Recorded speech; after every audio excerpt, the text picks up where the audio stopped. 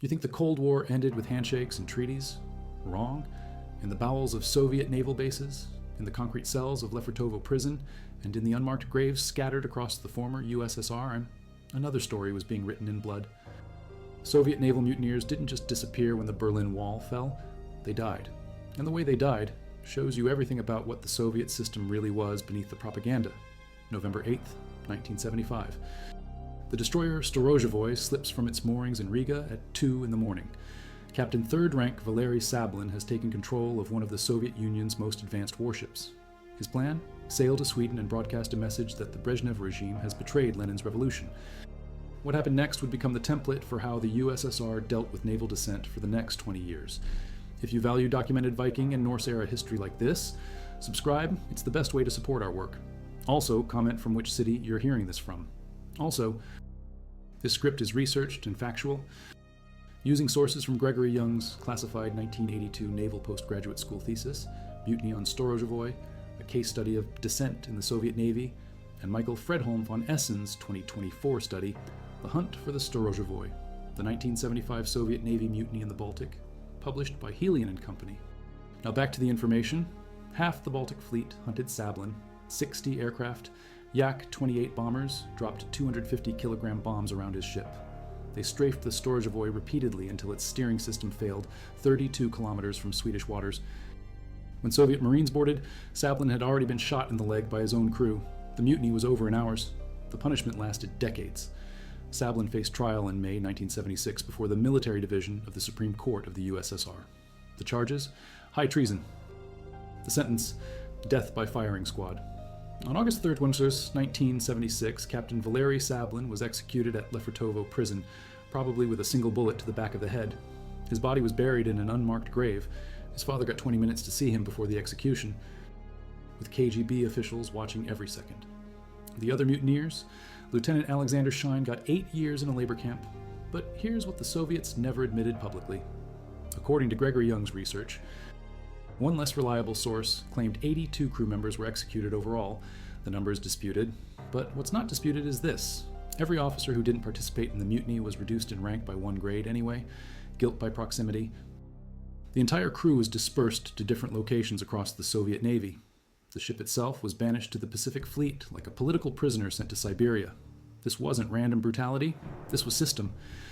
The Soviet Navy had been dealing with mutineers since the revolution. In 1918, Admiral Alexei Shastny became the first person sentenced to death by a Soviet court. His crime? Successfully evacuating the Baltic Fleet from Helsinki to save it from German capture. The Bolsheviks shot him anyway on June 21st, 1918, because revolutionary paranoia demanded blood. Captain Nikolai Artemonov seemed to be everything the Soviet system wanted.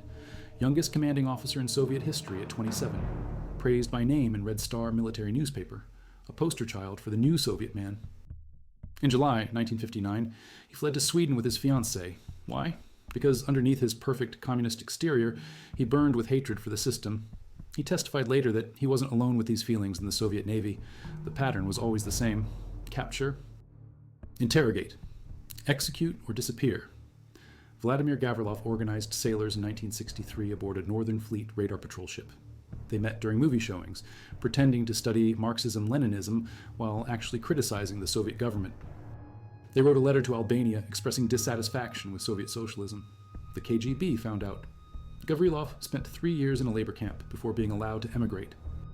3 Baltic Fleet officers were arrested in June 1969 for planning to distribute documents urging democratization. One was engaged in political work, a Zampolit, a political officer just like Sablin. They signed their names to essays by dissident Andrei Sakharov. They vanished into the Gulag system, but the Cold War was ending, and everything was supposed to change.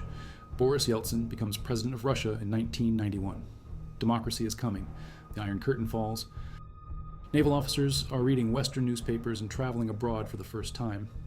Hope is in the air. Wrong. The system didn't change, it just got quieter. In 1993, when Parliament tried to impeach Yeltsin, he ordered tanks to shell the White House Parliament building. The deadliest street fighting in Moscow since the October Revolution. 147 people killed, 437 wounded. The military stayed loyal to Yeltsin, those who supported the parliament. Some ended up in Lefortovo prison, the same place where Sablin was executed 17 years earlier. Here's what Lefortovo looks like from the inside, built in 1881 in Moscow's Lefortovo district. During Stalin's Great Purge, the NKVD used it for mass executions and torture. The KGB continued operating it for political prisoners. Red carpets in the corridors to muffle footsteps. Portraits of Felix Dzerzhinsky, founder of the Soviet secret police, in interrogation rooms. Cell doors that shut noiselessly. Guards use clattering devices or bang metal pipes to warn colleagues they're escorting a prisoner, so no one sees other inmates. The psychological pressure is designed to break you. Solitary confinement, no natural light, weak electric bulbs that never turn off, even at night. Sometimes, no mail for months. Guards might tell you, no one is writing to you, even when family members send letters. Complete isolation from human contact except lawyers and guards who are trained to be polite while systematically destroying your sanity. Even after the Soviet Union collapsed, Lefortovo remained operational. The FSB took control, political prisoners still disappeared into its cells, the system adapted but never changed. Capital punishment officially ended in Russia in 1996, when Yeltsin established a moratorium. But that doesn't mean people stopped dying. Russian prisons in the 1990s became death traps through neglect, disease, and violence. Former political prisoners describe conditions where inmates died regularly from tuberculosis, hepatitis, and malnutrition. The state didn't need to execute dissidents anymore. It could let the prisons do the killing. Here's where it gets truly dark. In 1994, 4 conscripts in the Pacific Fleet died of stomach infections due to malnutrition. A nuclear submarine had its electricity cut by utility companies for unpaid bills. The reactor nearly melted down. This wasn't incompetence. This was systematic breakdown of a military that had been held together by fear for 70 years. Naval officers who had once commanded nuclear submarines found themselves begging for food. Some turned to crime. Others simply disappeared. The lucky ones emigrated to the West and told their stories. The unlucky ones became statistics in a transition that killed more people than anyone wanted to count.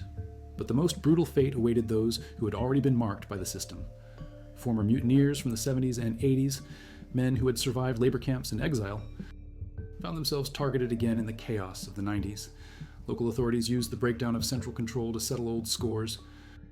Prison records showed dozens of cases where former political prisoners were rearrested on fabricated charges and died in custody under suspicious circumstances. The Russian government never acknowledged these deaths. Why would they? These were men who had already been erased from official history. Their families had been destroyed, their careers eliminated, their names removed from naval records. When they died in post-Soviet prisons, there was no one left to remember them except other survivors who were too scared to speak. Vladimir Putin came to power in $2,000 and the last pretense of reform ended. The vertical of power, he called it. Clear subordination and hierarchical functioning of all parts of government. A strict chain of command. It was the same system that had executed Sablin in 1976, just with different uniforms. The Kursk submarine disaster in 2000 showed how little had changed. 118 sailors died when torpedo fuel exploded during exercises. Putin was on vacation and didn't return to Moscow for days. When foreign rescue teams offered help, Russia refused, letting men die to protect state secrets. The patterns were identical to Soviet times. Secrecy over human life, state prestige over truth, control over competence. The system's reach extended far beyond individual cases. Take the 1980 Echo-class nuclear submarine that surfaced disabled east of Okinawa. 3 Soviet officers boarded a British tanker for help, claiming there had been a fire. The tanker captain found no evidence of fire damage on the bodies or the submarine. Japanese infrared photography detected no abnormal radiation. 9 crewmen were reported dead, but the cause remained classified. Western intelligence suspected another mutiny had been attempted and brutally suppressed at sea, with the survivors forced to maintain the cover story of an accident. Soviet naval regulations from 1978 placed new emphasis on commanding officers directing political work and supervising political officers more closely. The regulations specifically stated that COs must increase combat capability by supervising thorough political and ideological indoctrination. Translation: after Sablin's mutiny, no political officer could operate without constant oversight. The system learned to monitor its monitors. The food situation aboard Soviet ships tells another story of systematic brutality. Former Baltic Fleet sailors describe daily rations of kasha, barley mush cooked with flour, bread, and thin potato soup. If meat appeared, it was usually pork fatback or a piece of herring. Fresh fruit was unheard of. One sailor who served on a cruiser out of Murmansk never saw fresh fruit in 3 years of conscripted service. Sailors consumed an average of 1.5 pounds of bread daily just to reach minimum caloric intake. The monotonous diet caused vitamin deficiencies, leading to sores, skin ulcers, eye infections, and night blindness among crews. When the Soviet Union collapsed, these conditions didn't improve. They got worse. The 1990s brought financial chaos to the military. Naval personnel went months without pay. Ships sat rusting at anchor because there was no money for fuel or maintenance. Officers sold equipment on the black market to feed their families. The breakdown created perfect conditions for mutiny, but also perfect conditions for eliminating those who remembered the old mutineers. Lieutenant Colonel Stanislav Petrov prevented nuclear war in 1983 when he refused to report what appeared to be incoming American missiles. The system labeled him a troublemaker and quietly forced him into early retirement. He lived in poverty, unknown to the world until the late 1990s. His story shows how the Soviet military dealt with officers who made independent decisions, even when those decisions saved the world. Initiative was punished, conformity was rewarded, and those who had once shown initiative were never forgotten by the system. The hazing system within Soviet naval ranks created additional opportunities for eliminating problem personnel. Senior conscripts, called stariki, or old men, enjoyed systematic privileges over first-year sailors called salaga. The older conscripts demanded food rations, money from home, and personal services from the newcomers. Officers not only knew about this system, but encouraged it as a means of control. Former mutineers or their family members who entered naval service found themselves targeted by this system with deadly results. A former sailor who served on minesweepers in the Baltic Fleet described how alcohol was more valuable than Soviet currency aboard ship. Anything can be bought with a bottle of vodka, he said. This created a black market economy where information about former dissidents could be purchased. Prison guards, naval officers, and civilian officials all participated in trading details about who had been marked by the system. A bottle of vodka could buy you the name of someone's father who had been executed for mutiny. 2 bottles could get you their current address.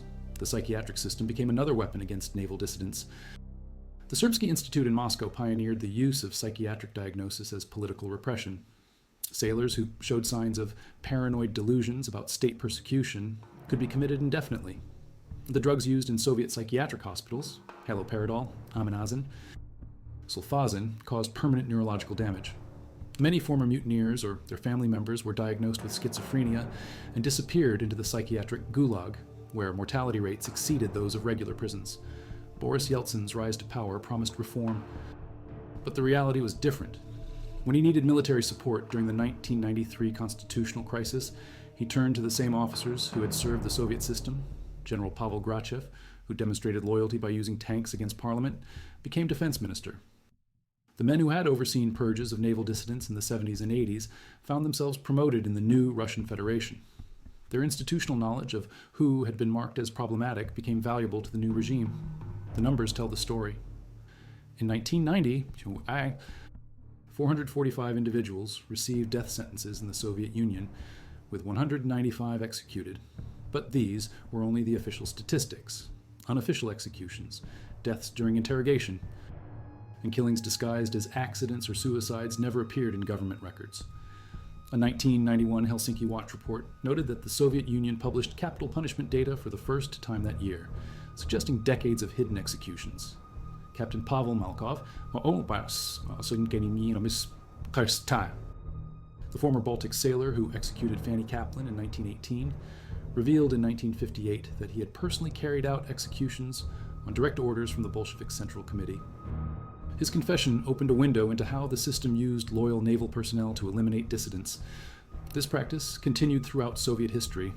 Sailors who proved their loyalty by informing on mutineers or participating in executions received promotions and privileges.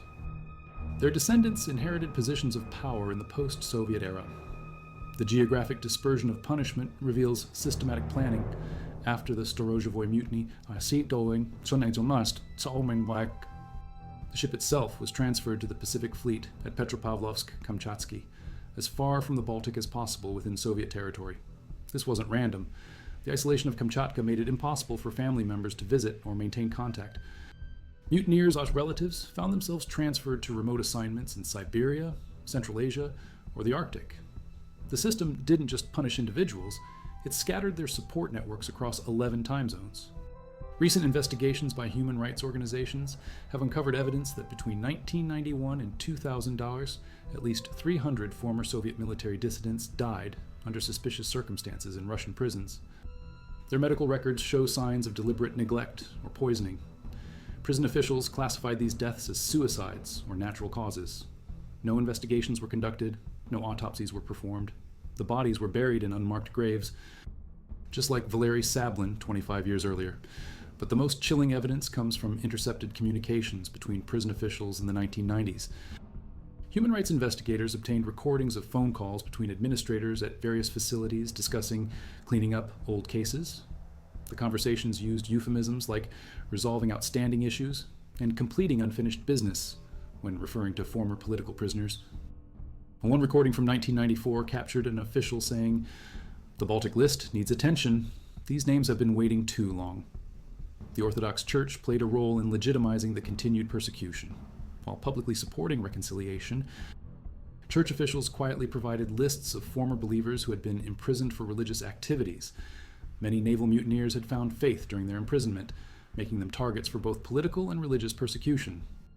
The cooperation between church and state security services ensured that former dissidents could never find sanctuary in religious communities. Foreign intelligence services documented the systematic elimination, but chose silence over confrontation. CIA files declassified in 2015 contain references to ongoing neutralization of former Soviet naval dissidents. But note that revealing this information would compromise sources and methods. Western governments prioritized intelligence relationships with Russian officials over protecting the lives of men who had once risked everything to challenge the Soviet system. The children of mutineers faced systematic discrimination that often proved fatal. They were denied admission to universities, excluded from professional careers, and barred from military service. This social isolation made them vulnerable to recruitment by criminal organizations in the lawless 1990s. Many died in gang violence or suspicious accidents. Their deaths were never investigated as potential assassinations, but statistical analysis shows mortality rates among this population were 3 times higher than the general population. Women connected to naval mutineers faced particular brutality. Wives, daughters, and sisters were often sexually assaulted during arrests and interrogations. The Soviet system used rape as a weapon of political repression, knowing that victims would be too ashamed to report the crimes. This practice continued in post-Soviet Russia, where female relatives of former dissidents were targeted by organized crime groups with connections to state security services. The transportation of prisoners reveals another layer of cruelty. The Stolypin cars, prison wagons attached to regular trains, carried political prisoners across the Soviet Union in conditions designed to break their spirit.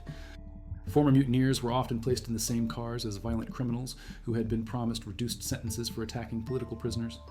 Many dissidents died during these journeys from beatings disguised as fights between inmates. The bodies were buried along railway lines in unmarked graves that stretched from Moscow to Vladivostok. Arctic prison camps held special significance for naval mutineers. Facilities like Perm 36, officially designated as a strict regime labor camp, housed political prisoners in temperatures that regularly dropped to minus 40 degrees Fahrenheit.